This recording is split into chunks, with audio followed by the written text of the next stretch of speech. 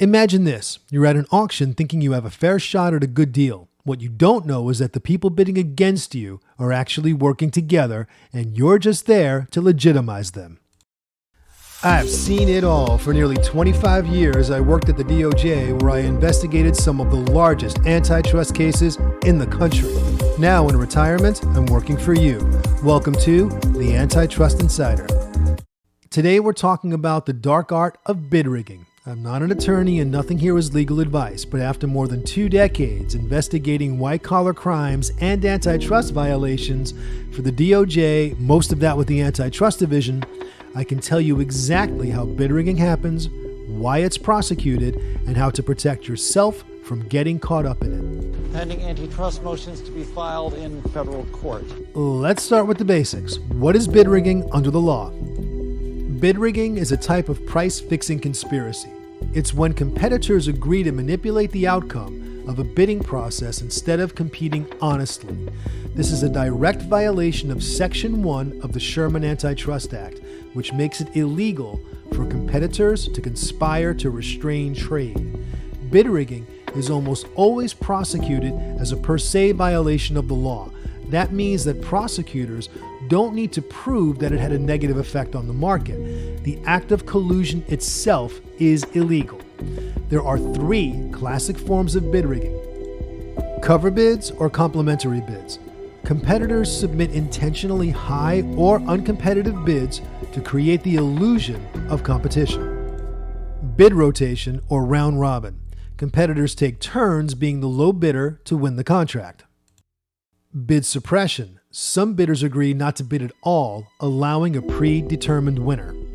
Each of these destroys the very purpose of competitive bidding, which is normally to get the best price or terms for the buyer.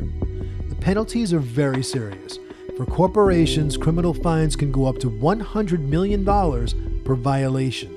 For individuals, it's up to 10 years in prison and $1 million in fines, and that's before you even get into civil lawsuits and other damages. Bid rigging is not some minor technical violation. It's treated as fraud, and I can tell you from personal experience, the Antitrust Division takes these cases very seriously. In fact, having investigated bank fraud, wire fraud, no-poach agreements, and price fixing, bid rigging as a whole still accounts for the overwhelming majority of cases I've investigated. Section 2, cover bids. One of the most common forms of bid rigging I've seen in my career is cover bidding. Here's how it works. Let's say a government agency requires at least 3 competitive bids before awarding a contract. You think 3 bidders means 3 chances to win, right? Not if they're colluding. In a cover bid scheme, the competitors talk beforehand and decide who will win the contract. The others agree to submit bids that are intentionally high, incomplete, or otherwise non-competitive to give the appearance of competition. Why is this so common? Because it's easy to hide. To the casual observer, it looks like 3 companies all bidding on the same job, and one of them just happens to have the best price. But when you look closely, you'll begin to notice patterns, like the same company winning over and over again, or bids that all seem high compared to current market prices. I've worked on cases where cover bids cost taxpayers millions of dollars. Often it's the same companies that keep rotating as the winner. When you investigate deep enough, you find phone calls, meeting notes, or even emails where competitors are literally helping each other draft their bids.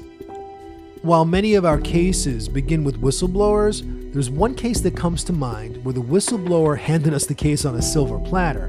He literally had volumes of printed emails containing discussions about who should take this one and who should sit this one out.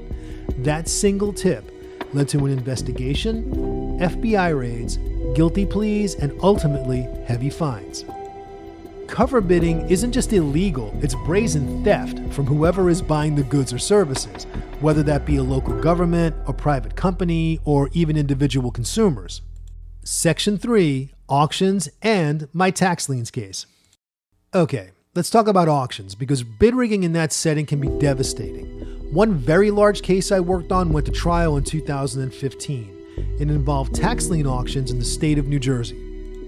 Here's how these auctions work. When a homeowner or commercial property owner falls behind on property taxes, the municipality auctions off that debt to investors. The bidding starts at 18% interest. That's the maximum interest rate the homeowner will owe the winning bidder.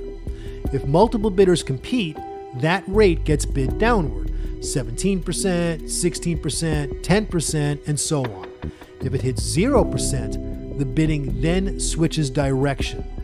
Bidders start offering a premium payment to win the lien. That would be the tax lien debt plus $1,000, $5,000, $10,000 or more. So you're probably asking yourself, why would any investor bid at premium? Because if the homeowner fails to pay the tax debt now owed to the investor within 2 years, the winning bidder can take ownership of the property outright, even above the bank's mortgage. It's brutal, but that's the law in that state and in others. Let me give you an example. Suppose there's $10,000 in unpaid taxes to a municipality.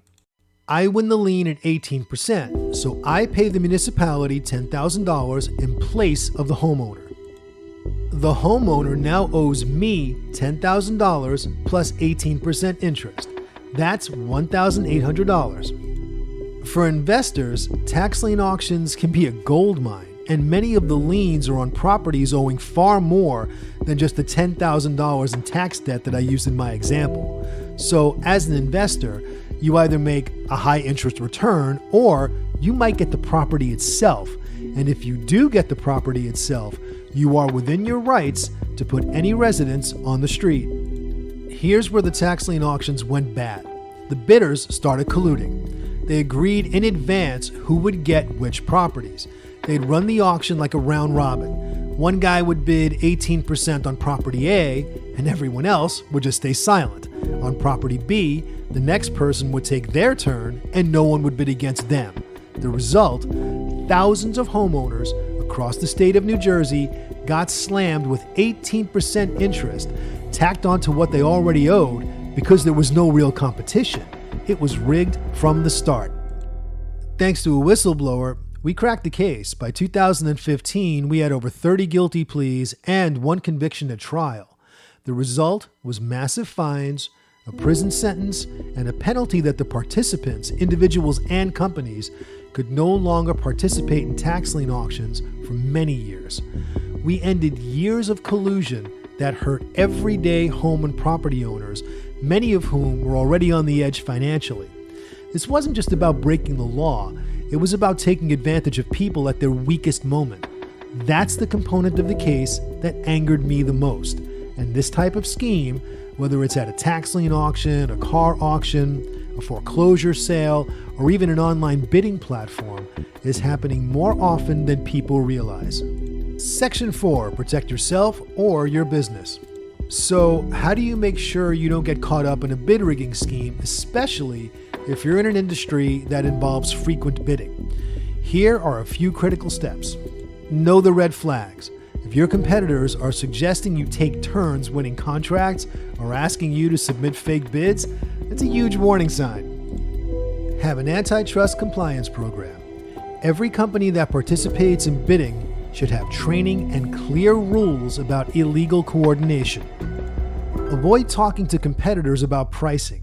Even casual conversations about who will bid and what price they'll use can land you in legal trouble.